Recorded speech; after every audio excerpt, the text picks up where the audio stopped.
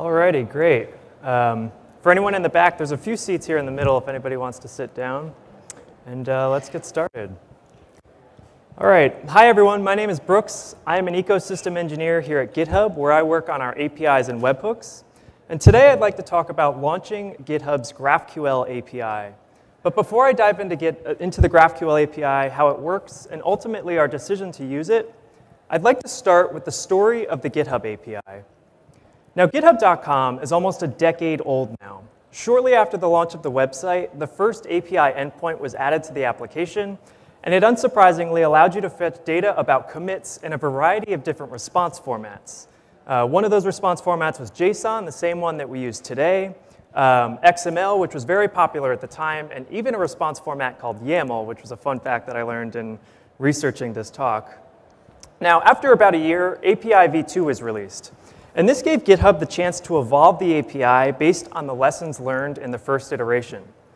Now, this is sort of the natural progression of REST APIs in general. API designers version them as they learn more about the way that people use them and as they gain a better understanding of how to best model their data. In April of 2011, API v3 was released, and this was a pretty significant change. We had dropped support for XML and YAML and standardized on this JSON response format. Now, for all intents and purposes, this is the same API that we use today, almost 6 years later. The only difference is that over the course of those last 6 years, we've added more to the REST API as new features are released. Now, I'd like to take a quick detour to discuss the way that REST APIs work to better understand our thought process when we were designing the next version. When interacting with a REST API, there are a few different components to your request. The first is an HTTP verb, and it specifies the operation that we'd like to take against the API. The second is an endpoint, and it's an identifier that allows us to specify which part of the API that we'd like to interact with. When we make a request to this endpoint, we get back a response that looks like this. In this case, it's JSON. And JSON is comprised of keys in green on the left-hand side and values in red on the right. Now, REST APIs, they return resources. And resources are a way of describing a particular object, things like a pull request, an issue, a user. And if we take a closer look at what one of those resources might look like, and we zoom in on that, we can see that a resource is comprised of a series of attributes that are tied directly to the object. In this case, we're using the /user endpoint to fetch a user resource. And there are attributes like name, location, and email, all of which that describe that user. But we don't always think of these resources in isolation. Commonly, you see attributes that refer to associated resources to make it easier for users of the API to get all the information that they need in a single request. In this example, you can see that we've added counts of repositories and gists as they relate to the currently authenticated user. But what if we wanted to fetch more information about these associated resources? API consumers typically need to fetch multiple different resources in order to build the full picture of data that you may need for your applications and integrations.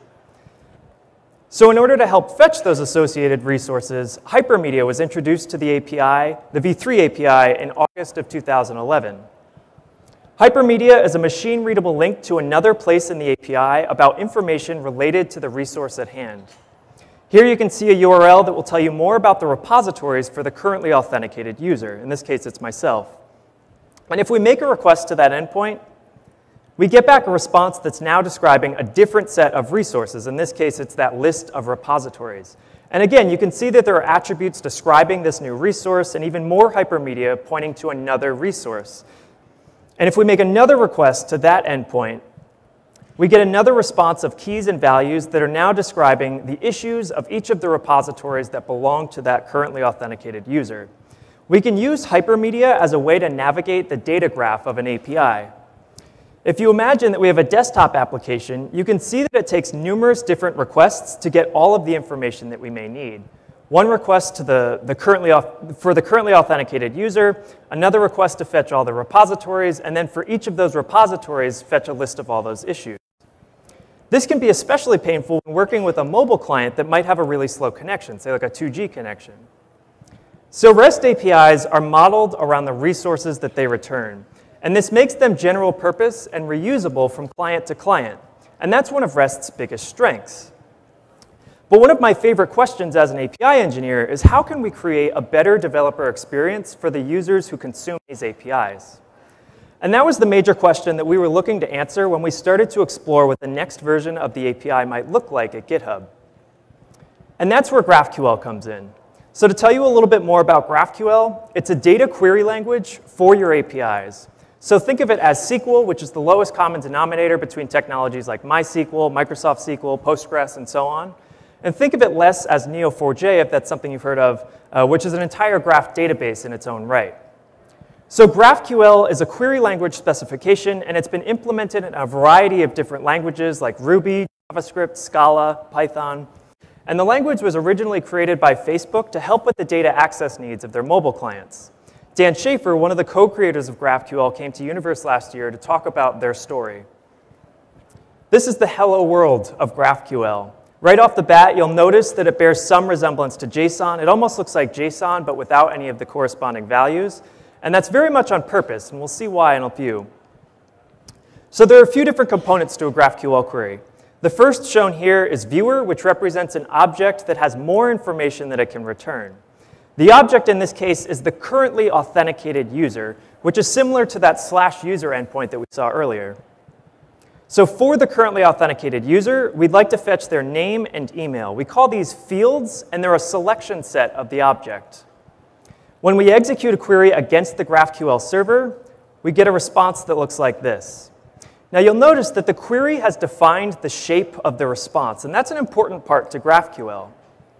If we wanted to send a request to a GraphQL server, it might look something like this. We still have our HTTP verb, and we still have a point, but it's pretty much for the similarities with REST end. Now the reason that we use a post is because the client must send some data to the server, and that data is the query that we would like the server to execute. That query might look something like this. In this example, we're trying to fetch information about a specific user. In this case, it's Defunct, our CEO, who we just heard from in the keynote. And in order to specify the user that we're referring to, we use what's called an argument. An argument is a way for us to pass relevant information to the server so that it can modify the response based on the information that we're looking for. And if we send that query to the server, we get back a response that looks like this, again, where the query has defined the shape of the response. So there are a few features of the query language that I'd like to really dig into. The first is that GraphQL is typed, and the type system is a product of the application code that GraphQL sits on top of.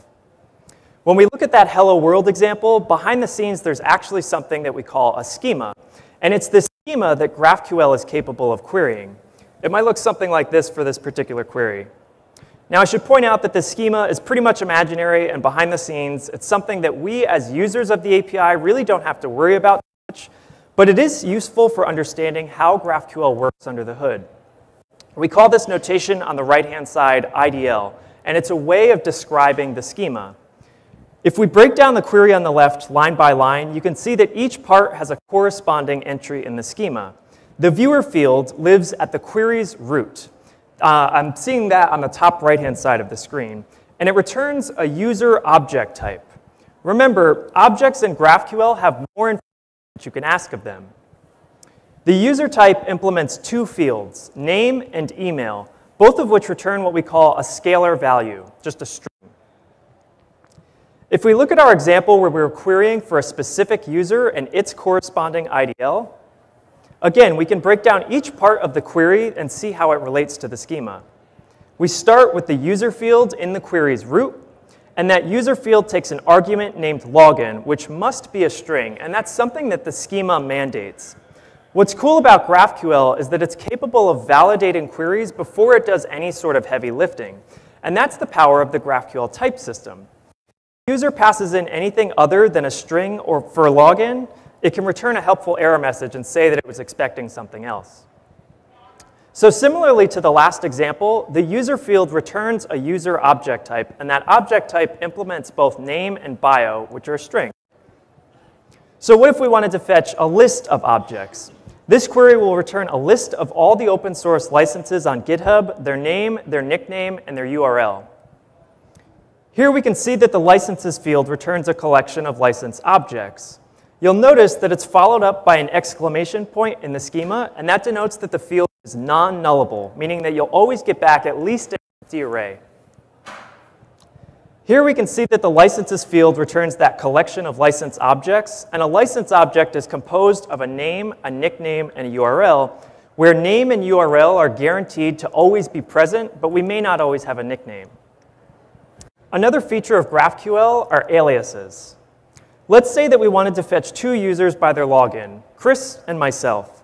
If we were to execute this query, we would expect to get a response that looks like this. Because the shape of the query defines the shape of the response, we'd end up having a key conflict, which isn't quite legal JSON. Aliases can be used to assign a different name to a part of a GraphQL query. And if we execute this query, we'd end up with something like this, where instead of having user for the keys, we have our aliases, Chris and Brooks.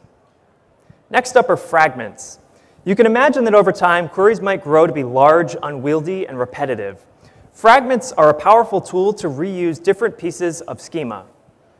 If we take a deeper look from our previous example, we can see that there's some duplication there. Name and bio are reused in both of these user lookups. We can use a fragment to deduplicate what we want for each user. Fragments use this ... notation followed by their name, and that's how you reference one. The fragment itself is defined at the bottom of the query, where we've named it user info. We've specified that it will always be called on a user, and for that user, we would always like its name and its bio. Now, in some cases, you may dynamically change pieces of the query. Variables give you the option to do so. You'll notice that in all of my previous examples, I've started every query off with an open curly brace. But actually, there's an implicit keyword there called query. And it specifies that we're trying to gather information from the API. Both this query keyword and that open curly brace are totally valid GraphQL syntax. Now, like fields, the query keyword can take arguments. The arguments that it accepts are the variable names and their respective types that we intend to use throughout the rest of the query. We just have to remember to send along the contents of those variables to the server when we execute our request. It might look something like that. Now, when we make that request, we get back a response that looks just like what we would normally expect, where the query has defined that shape of the response.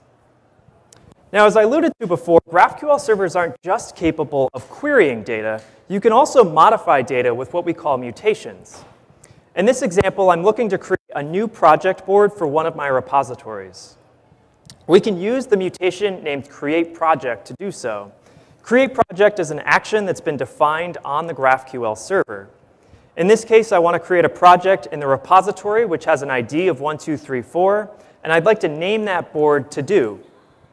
What's interesting about mutations, though, is that they're capable of also querying data once the mutation is complete. In this example, I'm asking for the project's URL right after it's been created. And we get back a response that, again, looks like that. All right, and the last major component that I'd like to cover is Relay. Relay is an extension to the GraphQL specification that gives us more flexibility when paginating over collections of objects.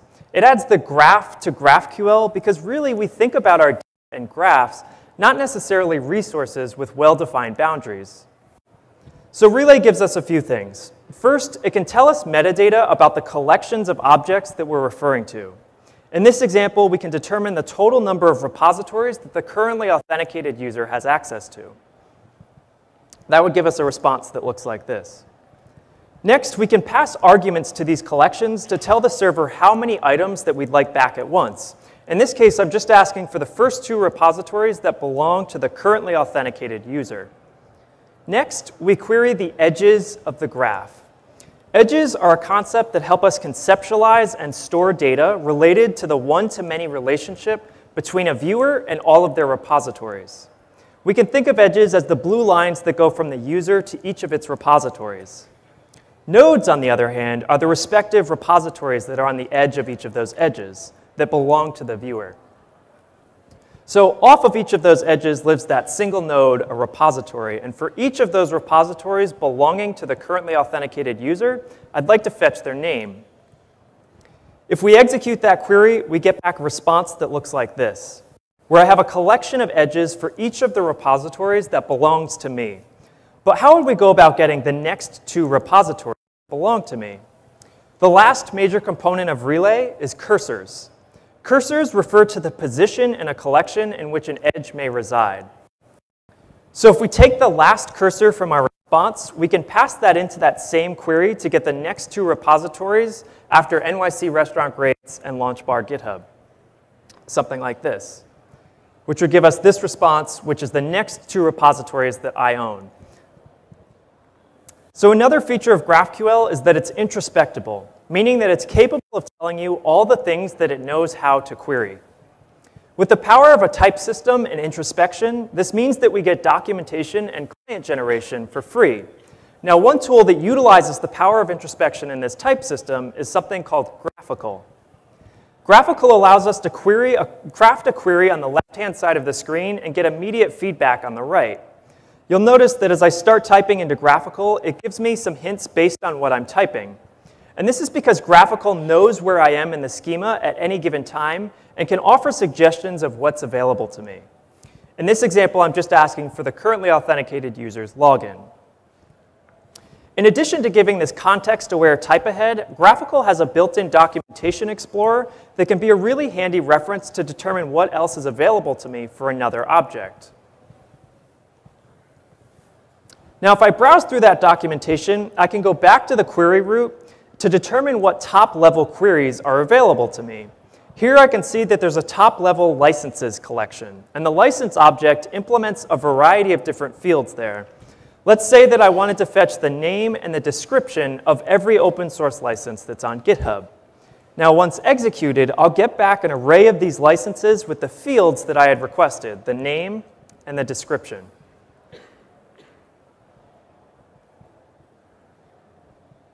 But let's try something that uses relay. Let's say that I wanted to query a particular user. As I start to type out what the top-level user field, Graphical knows that it requires login. I choose defunct, and for that user, I'd like to fetch the total number of repositories that that user has. Now, in addition to fetching the total number of repositories, I'd like to also determine the size those repositories use. I can use the total disk usage field to do so. So let's take it one step further. Let's fetch the name and the name of each of those repositories. In order to do so, we'll need to fetch the repository edges, and off of each of those edges, the node, and from there we can fetch that repository's name, just like that. So these are all the repositories that defunct has access to. But as I mentioned earlier, we can use aliases as a way to change the way that we name something in the response. I find edges and nodes a little bit easier to comprehend if I rename the node the singular version of the collection that I'm referring to. So in this case, it would just be called the repository. Now in the response, I can see that I'm iterating over a series of repositories, and then I have a single repository each time instead of the word node. Now one of the biggest strengths to GraphQL is its ability to fetch a variety of different types without having to make a number of different requests. Let's say that we want to fetch each of the issues off of each of the repositories that belong to that defunct user. Here I'm fetching the last 10 issues of those repositories, and for each of those issues, I'd like the title and the login of the author that created them.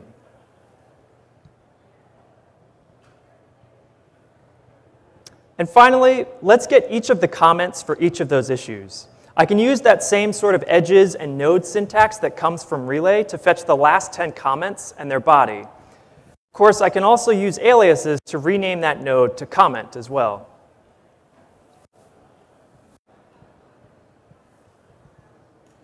I'm a really slow typer. So you may have noticed with GraphQL, or Graphical rather, we were able to nest multiple different resources into a single query. So if you think back to our earlier desktop application where we had to make numerous requests to get all the information that we needed, now that application can make a single request to the GraphQL endpoint.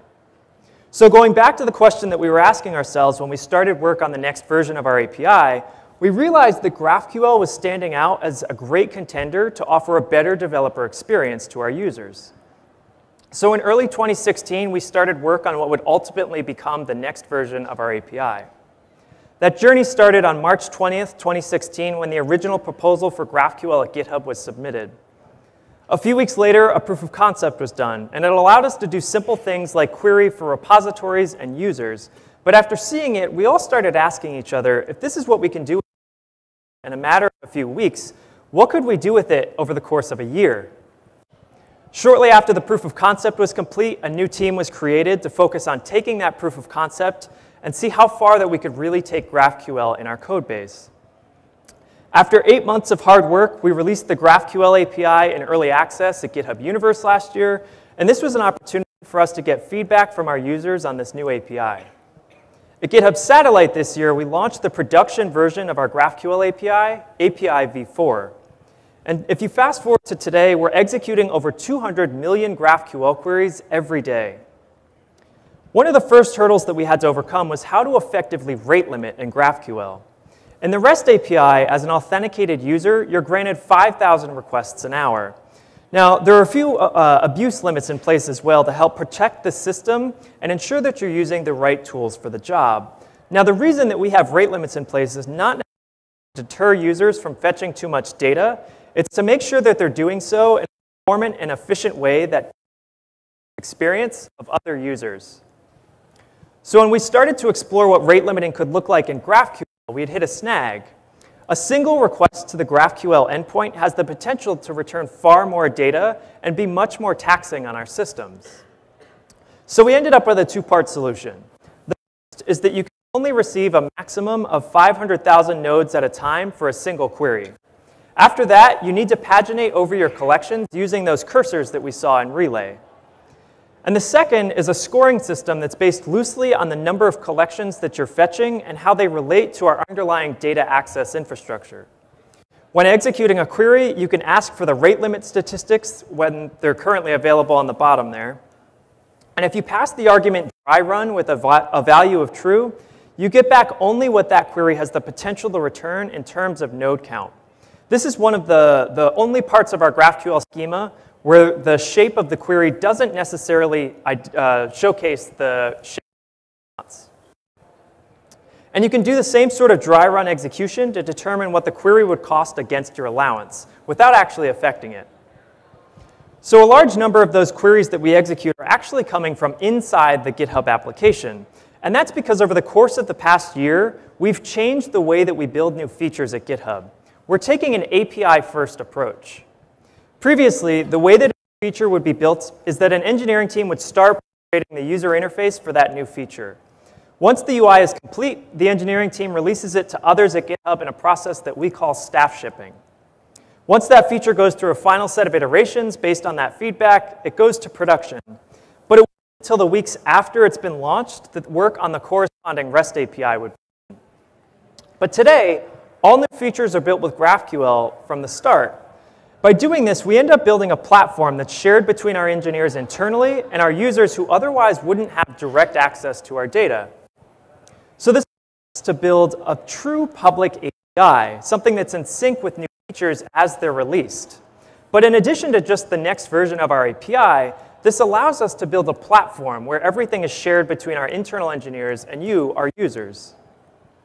I had mentioned earlier that a large majority of the requests come from internal queries. When we do feature development for the UI, we're using a library called GraphQL Client. And this is something that we've built in-house to help facilitate the execution of those internal queries. It allows us to exchange a query for Ruby objects so that we can co-locate them inside of our views. And this is a pattern that you may be familiar with if you've heard of React.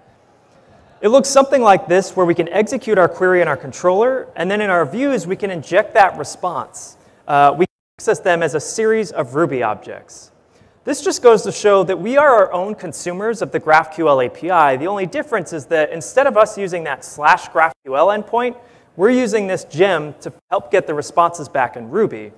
This is just one of the ways of modifying the GitHub application to be API first. Now, another part of those 200 million queries a day that we execute, interestingly enough, comes from the REST API. Because all new features start with GraphQL, that means that in order for us to create a REST API for these new features, under the hood, we actually need to execute a GraphQL query. We then take that response from GraphQL into a format that looks and feels like a REST resource. REST APIs, we use another library called Scientist. Scientist gives us a chance to verify that the data we're returning from GraphQL is correct and valid. So the way that Scientist works is that it executes two code paths at once, a control and a candidate, but only the control is ever actually returned to the end user. In this example, let's say that we were trying to back the /user endpoint with a GraphQL query. The control in this case would be on the top. It's the legacy code that we know has always worked.